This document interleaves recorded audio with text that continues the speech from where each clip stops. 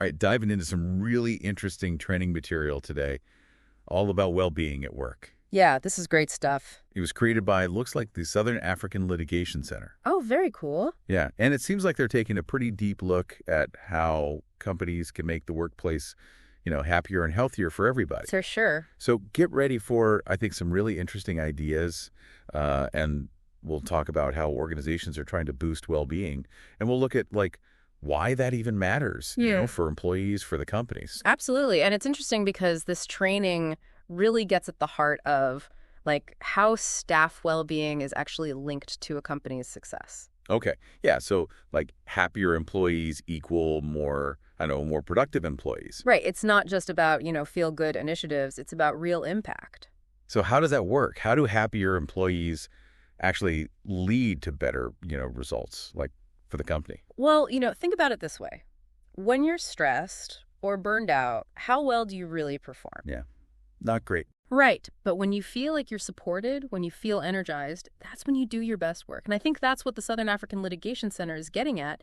It's not just about individual happiness. It's a smart business strategy. Interesting. So, win-win, right? Impact. Happier employees, better outcomes for the company. So what kinds of things are they suggesting? Well, they cover a lot of ground, from mental and emotional support, promoting physical well-being, even some extras that go beyond the typical perks. Okay, what kind of extras? And what I found interesting is their focus on a holistic approach, Yeah. It's about creating a culture that supports employees on all levels, not just, ticking boxes.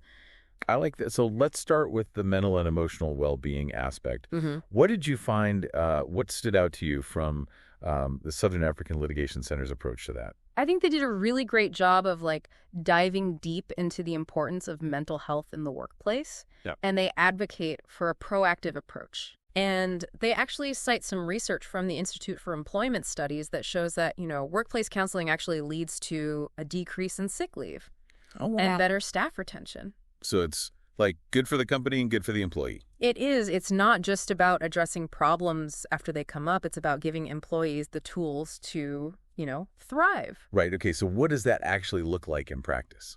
So they highlight counseling as one of the most effective interventions for managing stress. And then they also suggest psychotherapy for those facing more long-term mental health challenges. Oh, okay. And then there's this really interesting detail. They actually advocate for financial reimbursement for therapy sessions. Wow. So they're putting their money where their mouth is. Exactly. That's a big step. It really is. It's a strong message to employees that their well-being matters. Yeah. And instead of just offering a quick fix, they're investing in, lasting solutions that address the underlying causes of, workplace stress and burnout. Makes a lot of sense. Have you ever experienced anything like that? Those kinds of mental health interventions in your own workplaces?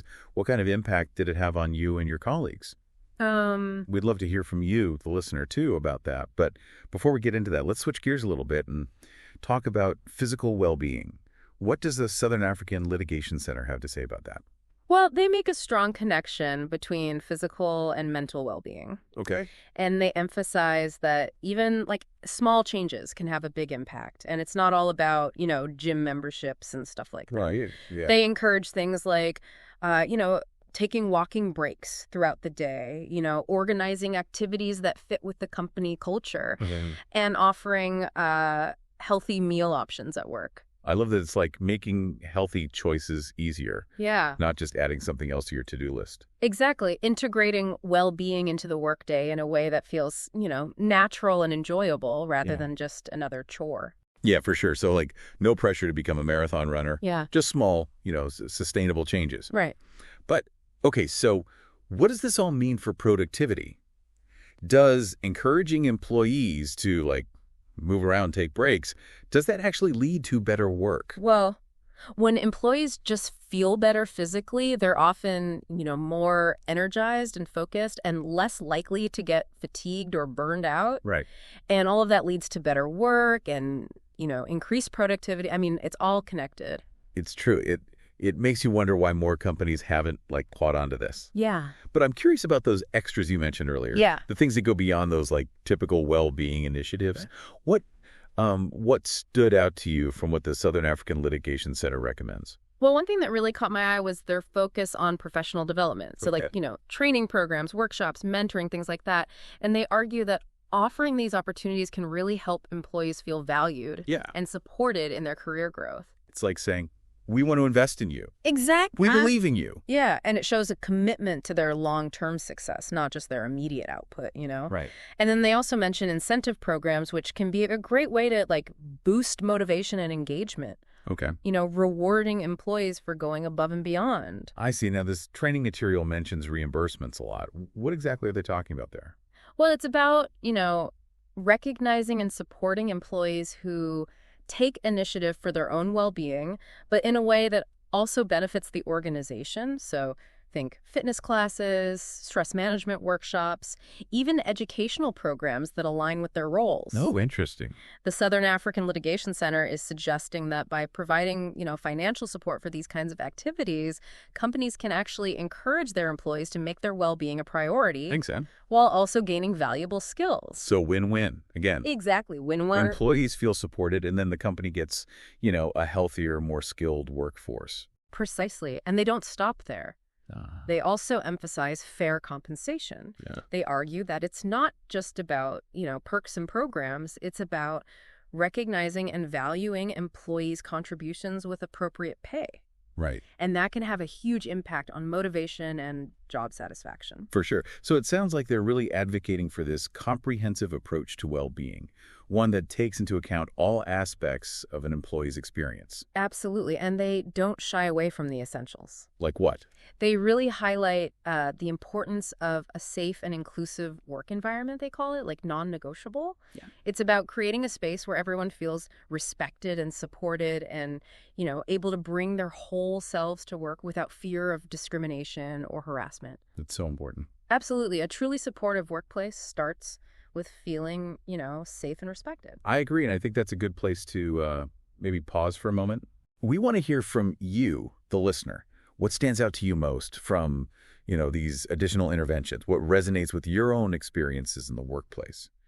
So take a moment to think about that, and we'll be back in a moment to share our final thoughts on this deep dive into workplace well-being.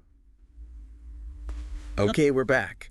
And I got to say, this Southern African Litigation Centre training has really got me thinking about how we can make workplaces better. Yeah, it is inspiring. Like really supportive and thriving for everyone. What I think is so cool is how they really tie it all together, Yeah.